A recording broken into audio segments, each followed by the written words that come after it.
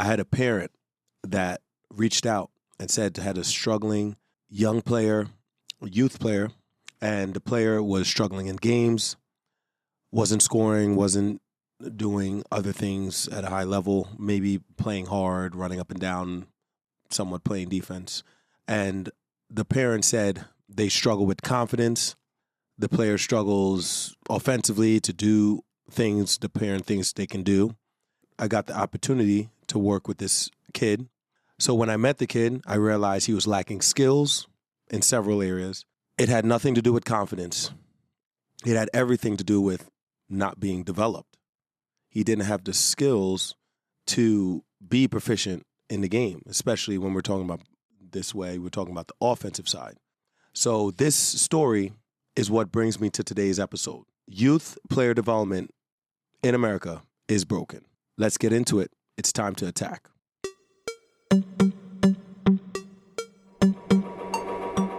Welcome to the Grit Hoops Podcast, powered by Grit Basketball, where passion meets performance. This is the show for players, coaches, and parents who are committed to real development, elite skills, and the mindset it takes to win. We break down the game, cut through the myths, and give you the tools to maximize potential on and off the court. If you're ready to put in the work and take your game to the next level, let's get to it.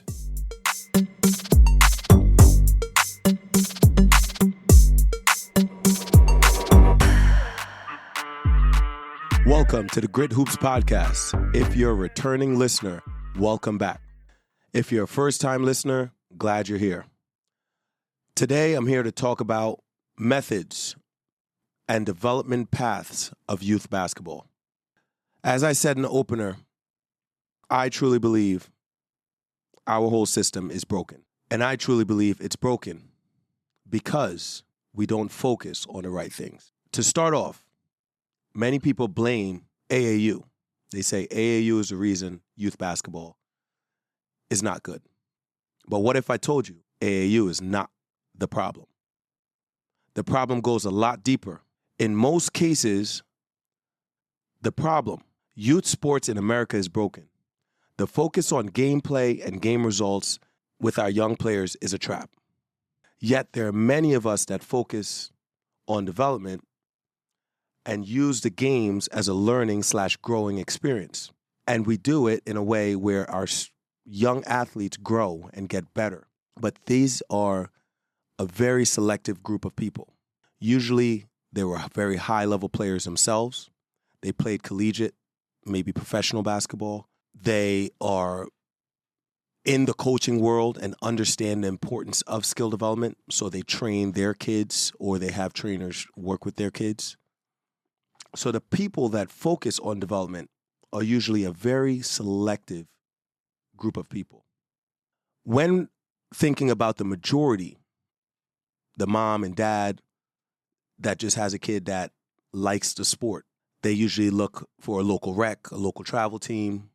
Then if their kid develops good enough, maybe their kid's a decent athlete, they go up through the middle school and then the high school ranks, they make the team, the high school team, and they do these steps that are traditionally done without focusing on outside development or seeing if these teams and these programs focus on development. Parents oftentimes are the guides for their kids when it comes to their development at anything they do.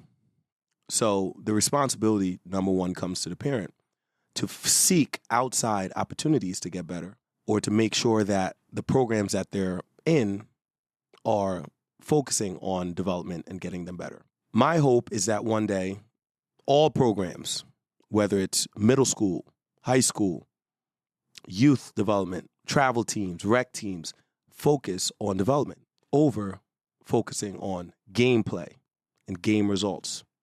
Because, sorry to tell you, the harsh truth, they don't matter. It doesn't matter who wins youth basketball games. What matters is how much are kids improving throughout the process so that the ones that really want to go far and want to be great, they have that opportunity because the kids don't know any better. They don't know what's actually going to get them better. They're just having fun along the way. So I believe it is our job to hold them accountable to working on their craft as well as having fun throughout that process. Is AAU the problem? Many people say AAU is the problem, and I don't think AAU is the problem.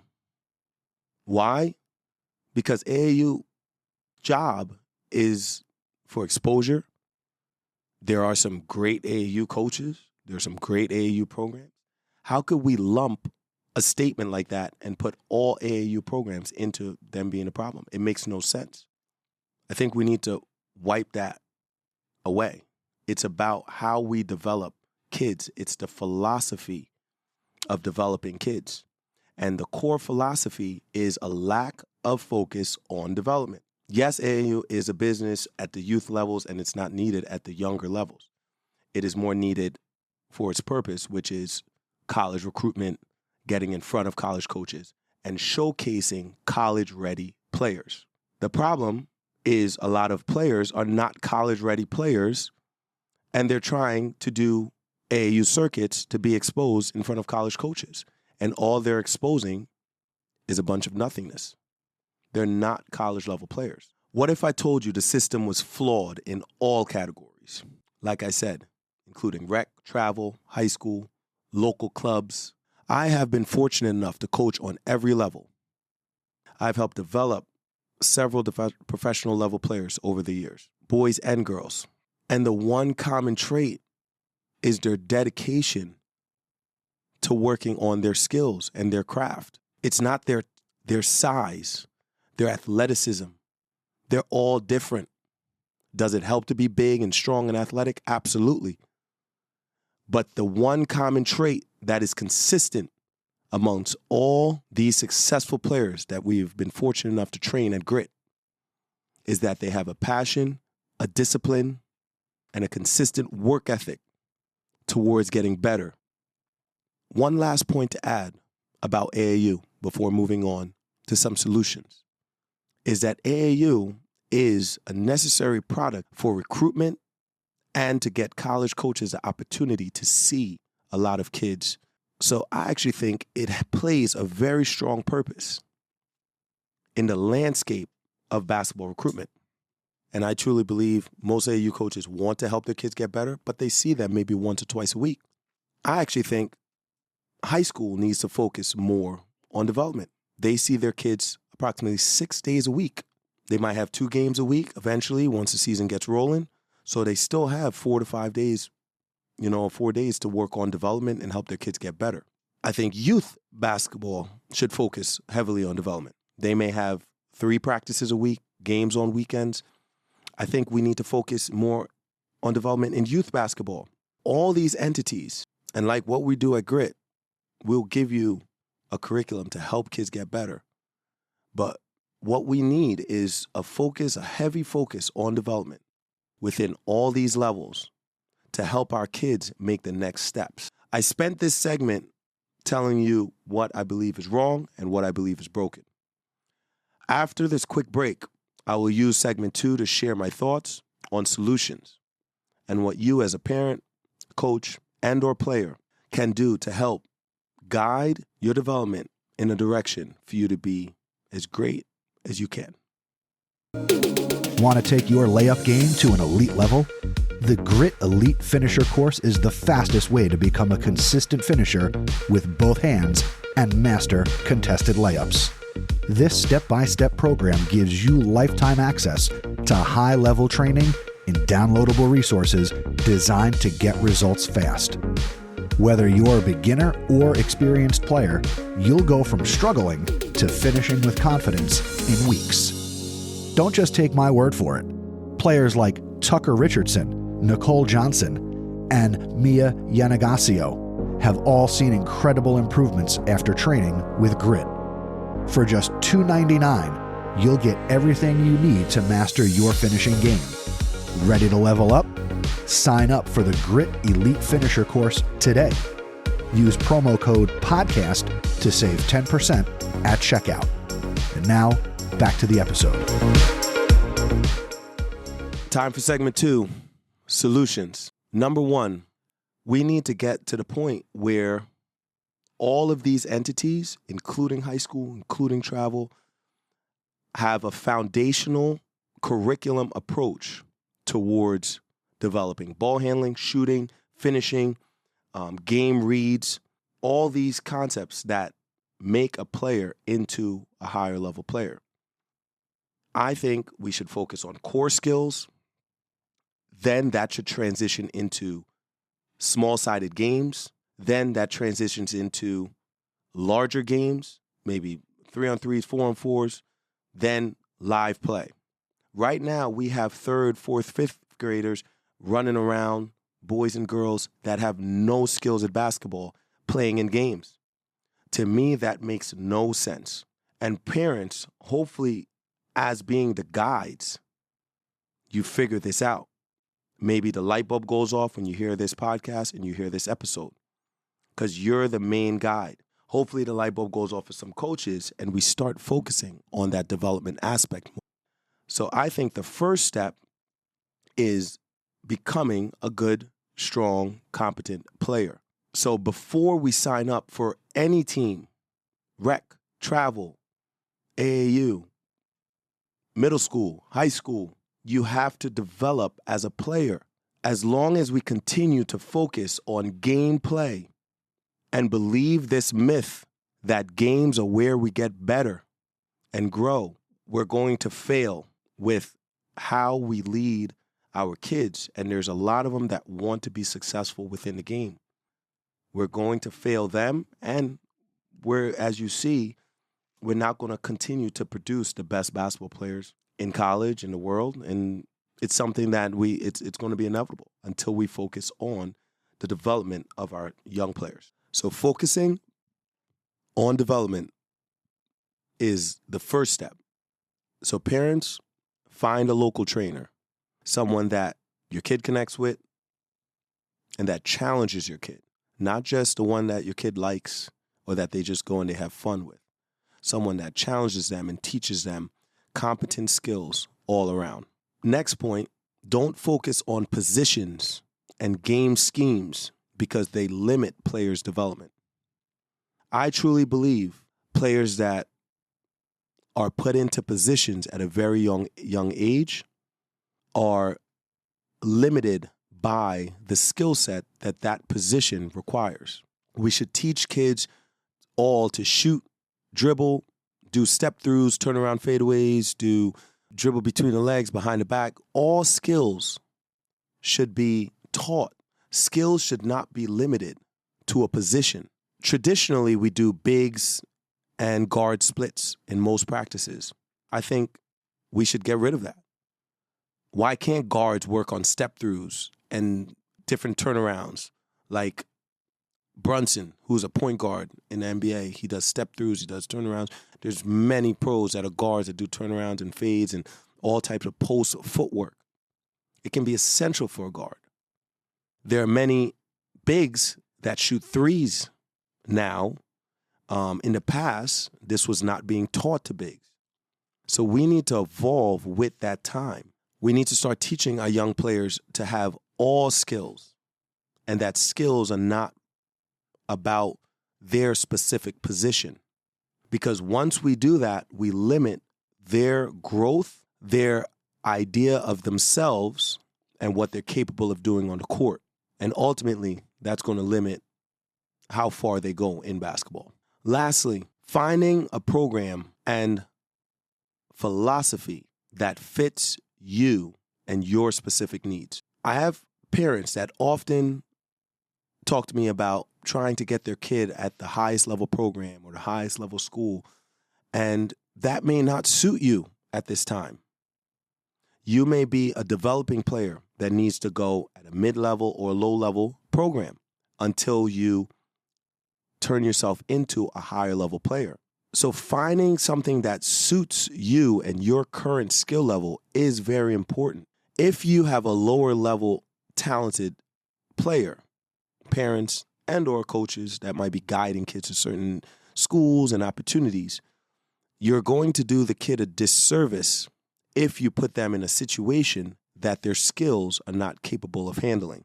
Players that are highly skilled should have a different path, that players that are average or mediocre skills and players that are lower level skills. Players that are lower level skills, they should be focusing on becoming higher level skills. That should be their primary focus.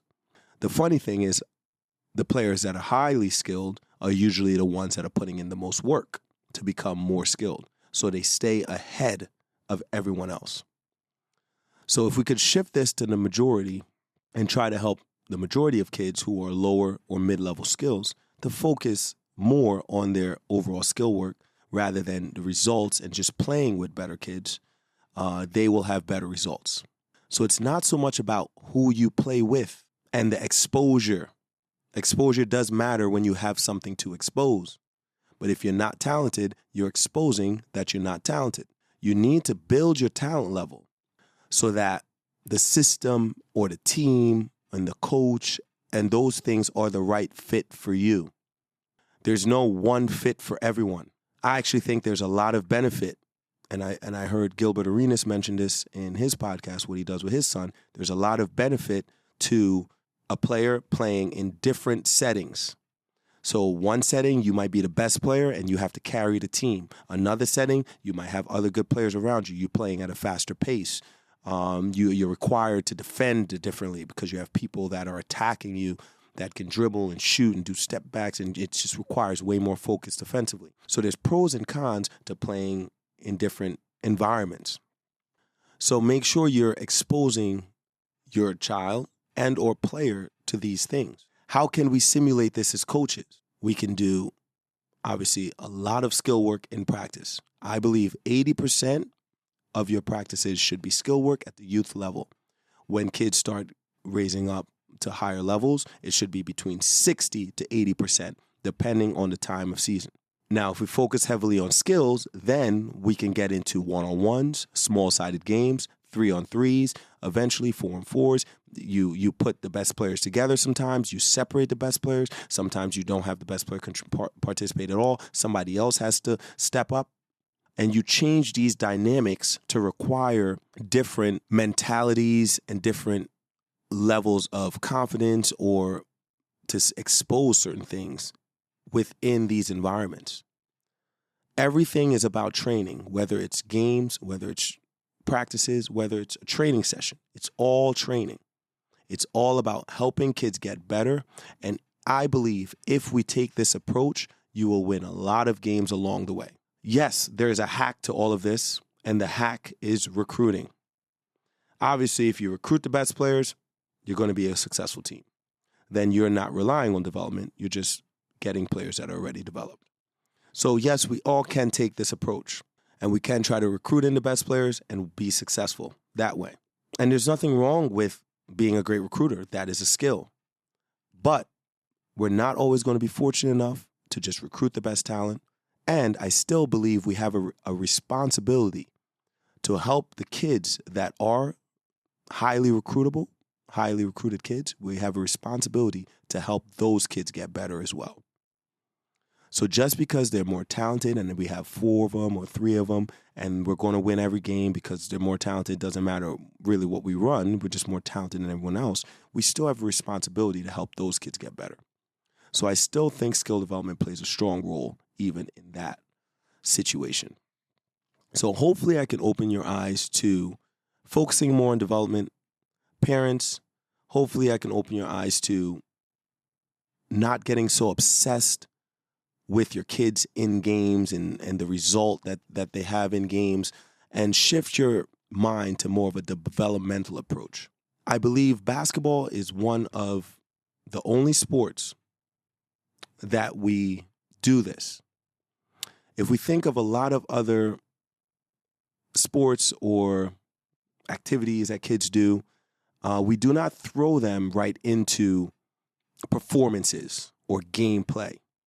For example, if a kid was trying to be karate, he was trying to do karate, and he would start in a white belt. If a kid was in high school and he tried to start karate, because he wanted to start later for some reason, he would start in white belt. In white belt, we're not going to have them sparring versus black belts. We're not going to have them sparring versus probably even other white belts. They're going to learn techniques. They're going to learn skills. They're going to learn how to move These things are going to be the primary focus before they even get into sparring, before they even get into going to a karate event. They're not doing any of those things until they have acquired appropriate skills. And I think we should take a similar approach with basketball. So hopefully we can dial into this. Once again, we're here at Grit to hopefully give you a path and a curriculum towards getting your kids better, whether it's coaches that send their kids to us, players that are just looking to get better, or parents that are looking for outlets to help their kids get better. That's what we're here for, but you can also find training locally, find these opportunities to get better. And coaches, hopefully you have developed more, you put more of this time into your practices to get better. To wrap up on the topic of youth player development being broken, let's fix it up by developing our kids at a young age, not getting obsessed with games and results, and not falling into the trap of running around to tournaments, games, and try to focus on the journey and the constant development that is needed to actually be successful. I've shared my thoughts, but I certainly want to hear your points of views. If you think I'm right, email me at podcast@gritbasketball.com. If you think I'm wrong, email me at podcast@gritbasketball.com. And now, for the first time, the final segment of our show, the post-game press conference.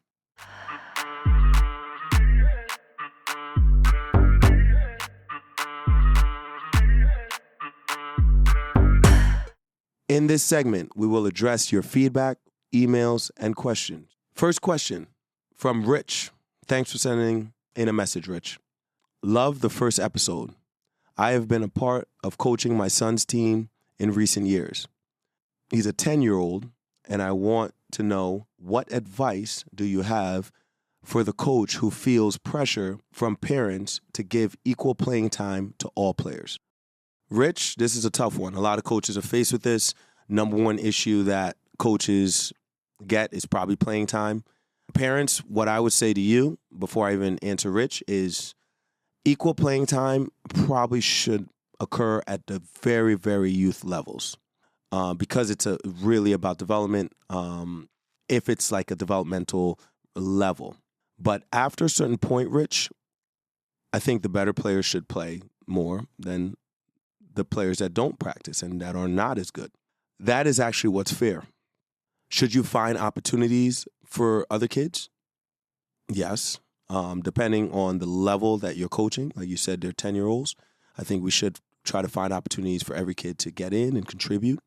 Two things you can do to avoid this issue is try to keep the level of the kids that you keep a part of the team, try to keep the level as high as possible or as consistent as possible so you're able to play everyone, because parent issues will always evolve because they're not knowledgeable. Some parents just put a kid in a program and they expect for their kid to play. I think you try to keep the kids that you believe you can play and that are worthy to play. If it's a recreational level or a very low level, that you keep everyone. I think you have to have this conversation with parents about if you are subscribing to equal playing time or if you're going to find opportunities for kids, but the better kids are going to play more. So this is a conversation I think you need to address early on in your season, and just let the parents know what the expectations are, and hopefully they understand. The next thing I would say is focus on development, and eventually as the season goes on, your kids will all become able to play and able to contribute. So it will be a possibility for you to offer more playing time to more people because their skills are going to improve throughout the season. So if you focus on a skill development approach and have skill-based practices, I think you will solve a lot of your issues because your kids will become more competent players and you'll be able to play them more. Question number 2.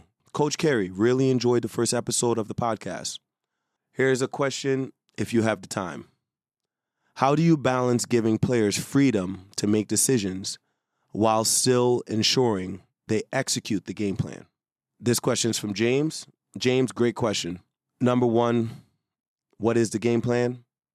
Right? The game plan, I believe, should always be, the underlying game plan should always be how we're helping kids read the game, how we're helping kids develop, how we're getting better. If your game plan is centered around kids' development, it makes your decisions a lot easier because you will be happy to offer and to give them freedom to make decisions, because you start looking at mistakes as opportunities to grow rather than the freedom being scary for you as a coach to give your players freedom. Being scary, it becomes something you know that is necessary for them to grow. So don't look at freedom as something that gets in the way of the game plan. Freedom is actually the game plan, because with freedom to make decisions and with freedoms to practice their skills that you're teaching them in practices, that freedom is going to create a level of play that would surprise you and surprise that player as they go through their seasons, because the freedom is going to allow them to grow and they're going to get better and better and better throughout the season. I think we look at this more as feedback, a feedback loop, James. So James, when you give freedom, you allow the player to fail or succeed, whatever they do, and then we give them feedback on this, and then we give them freedom again, and then we give them feedback, we give them freedom again, and it's just a loop to help the kid develop, and then your game plan will grow out of that, because you're going to see kids doing more things and figuring out what they're capable of doing and what they're not capable. So continue doing what you're doing. Sounds like you're a great coach and you're asking great questions, and you're willing to give your kids freedom. Because some coaches, because we are sometimes seeing the game at a faster rate as the player, we're too quick to give them all the solutions. And I think you being willing to give them the freedom to make mistakes, I think is a very crucial and important part of being a great coach. So I think you're on your way, and continue growing. Thank you for listening to this episode of the podcast.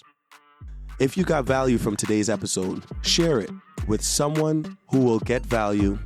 We appreciate the emails and the kind words. Keep them coming. Send any questions or feedback to podcast@gritbasketball.com. We look forward to our next chat. Attack first. That's a wrap for this episode of the Grit Hoops Podcast. If you found value in today's conversation, be sure to subscribe or follow so you never miss an episode. Got questions or topics you want us to cover? Hit us up at gritbasketball.com/podcast or connect with us on social media. And remember, greatness isn't given, it's earned. Keep putting in the work, attack first, and we'll see you next time.